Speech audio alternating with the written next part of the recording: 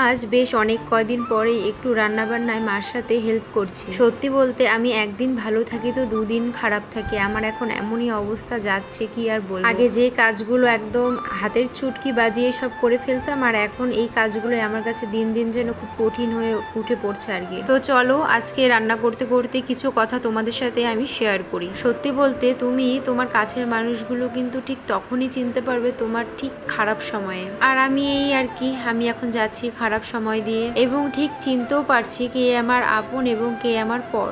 ঠিক তোমরাও কিন্তু তোমাদের খারাপ সময়গুলোতেই বুঝতে পারবে তোমার কে আপন এবং আমি কিন্তু দুই পরিবার থেকে অনেকটাই হেল্প পাই এবং আমার শ্বশুর বাড়ি বাপের বাড়ি দুই বাড়ি থেকে কিন্তু আমি অনেকটা মনের শক্তি শরীরের শক্তি দুটোই পাই। তো চলো তোমাদের সাথে শেয়ার করি কি রান্না করছি। আর দেখো এদিকে কিন্তু আমার মা আমাকে সব কিছু রেডি করে দিয়েছে, কারণ এখন আমি যাই কিছু করি না কেন আমার কারোর সাহায্য ছাড়া মানে আমি চলতেই পারি না। আমার এখন সময়টা ঠিক এমনই চলছে।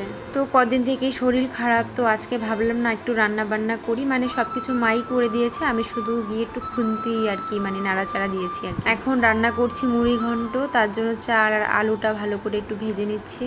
মা বলছিল তোর হাতের মুড়ি ঘন্টটা বেশ খেতে হয়, তুই বানা আজ, আমি সব কিছু করে দিচ্ছি।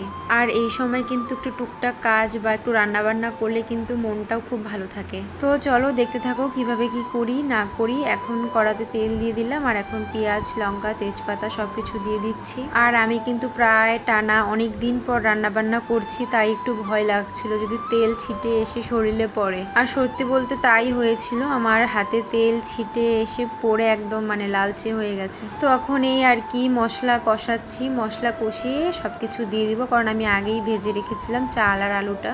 আর মাছের মাথাটা মা আমাকে আগেই ভেজে দিয়েছিল।